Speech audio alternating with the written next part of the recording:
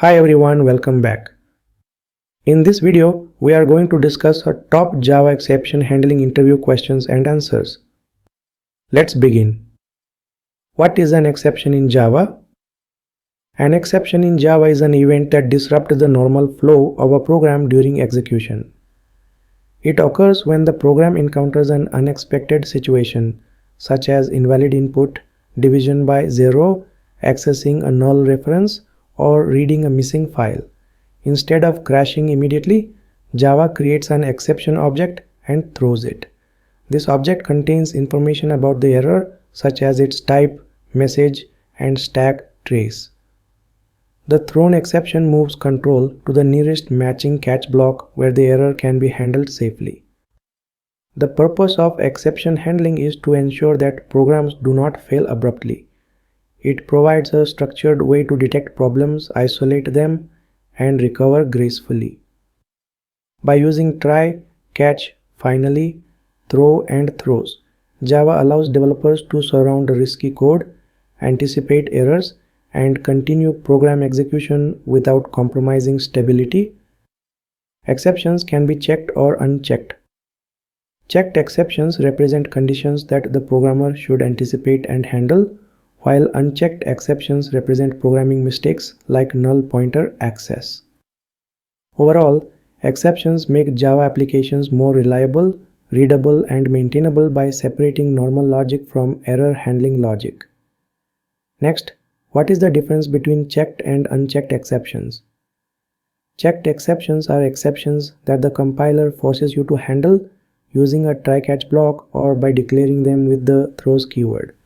These typically represent external issues that a program can anticipate and recover from, such as file not found, network errors, database connectivity issues, or invalid user input. Because they represent predictable problems, Java requires explicit handling to ensure program stability.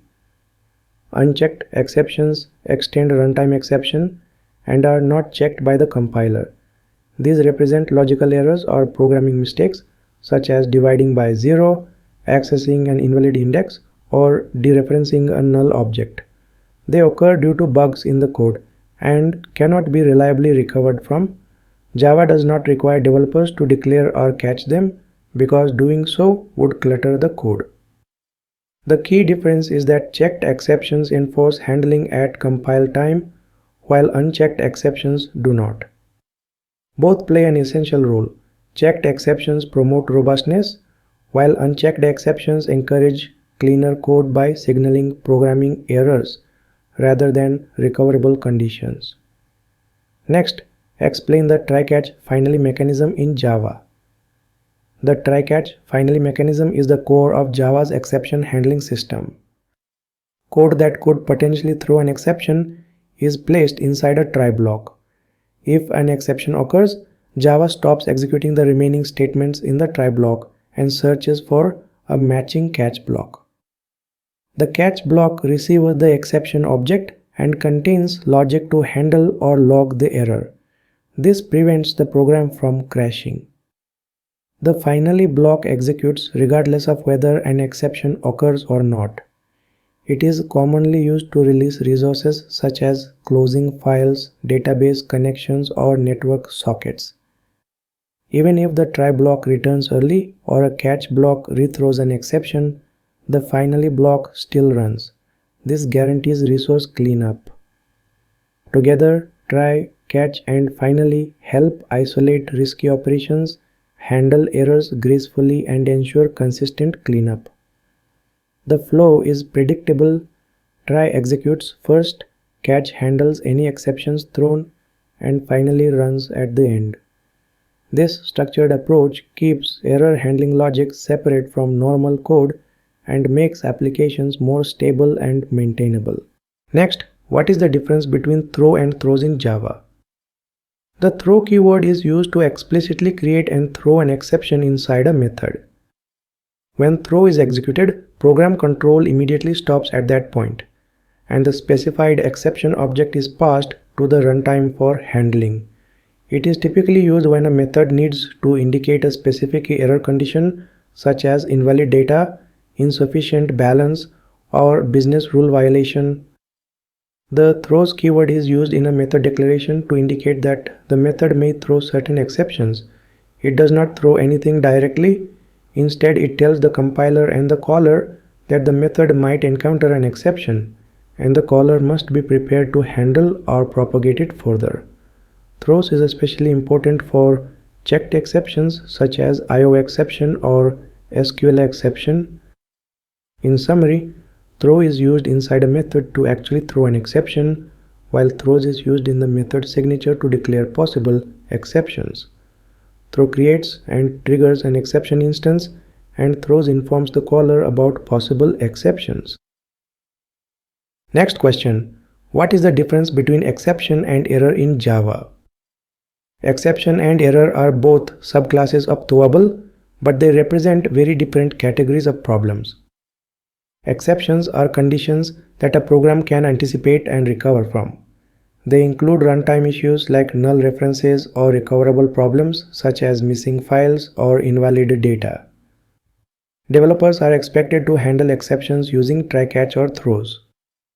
Errors, on the other hand, represent serious problems that occur in the JVM environment itself.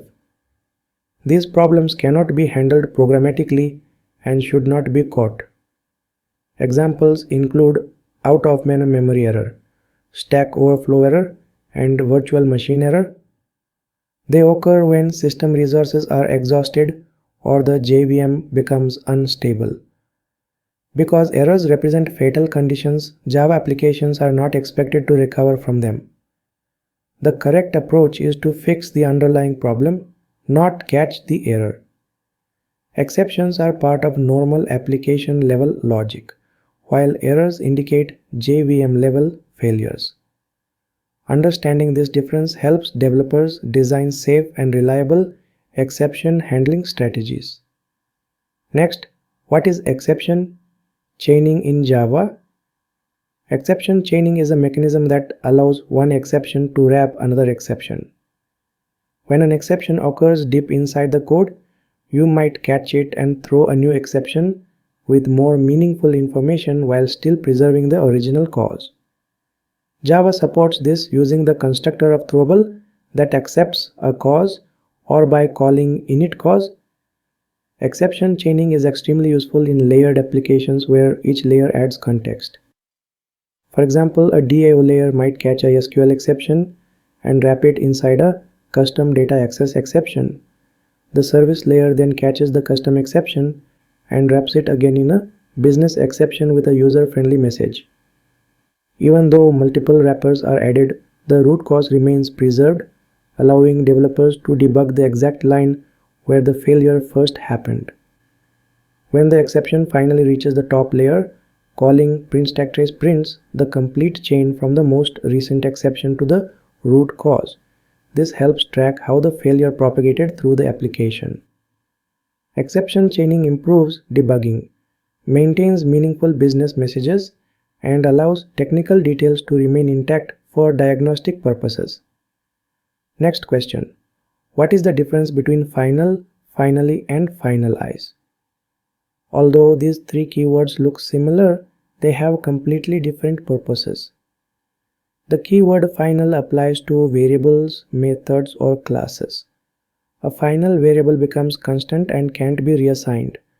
A final method can't be overridden, and a final class can't be extended. It is a compile time feature that enforces immutability and stability.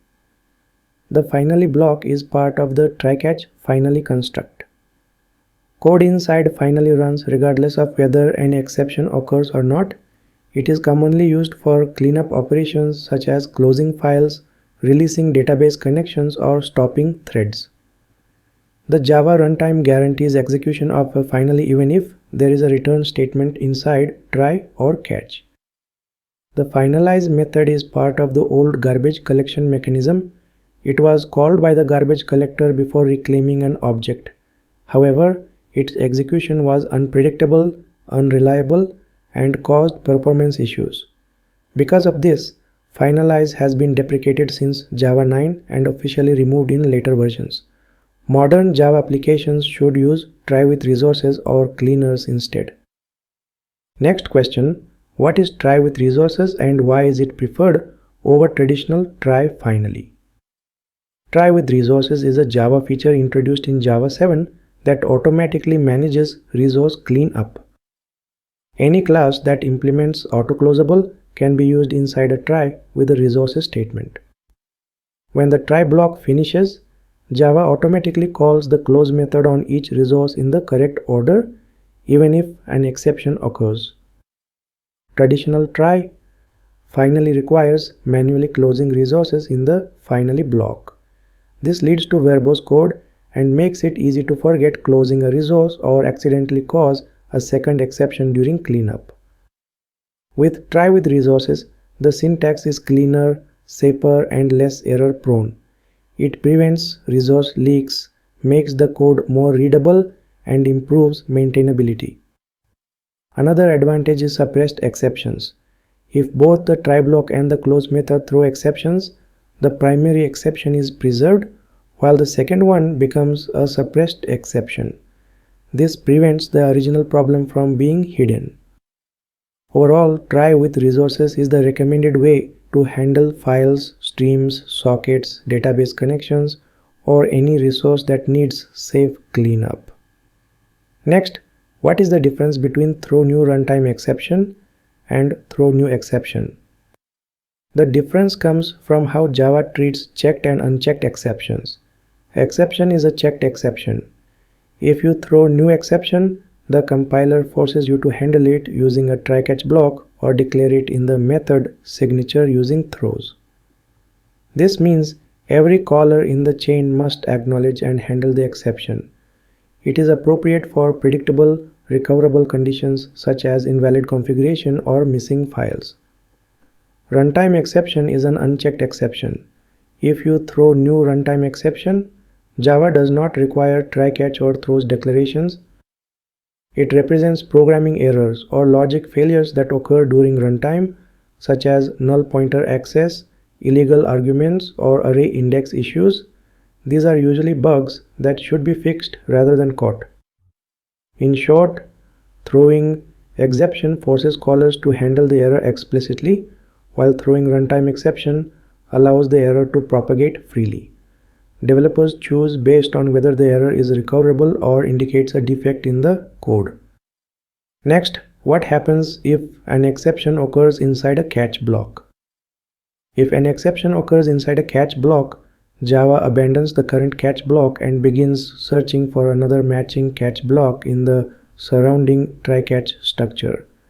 If none exists, the exception propagates upward to the caller method, just like any normal exception. This means that catch blocks themselves must be written carefully to avoid causing new exceptions that hide the original problem. For example, if you log an error and the logger throws a null pointer exception, the original exception might be lost unless you handle the new exception. This can make debugging extremely difficult. To avoid this, developers often use nested try-catch blocks or rely on safe logging frameworks. If a finally block exists, it still executes even if the catch block throws a new exception. The exception thrown inside the catch block becomes the new active exception. Exception chaining can be used to preserve both exceptions by wrapping the new exception and passing the old one as the cause. Understanding this behavior is important for building robust error handling logic.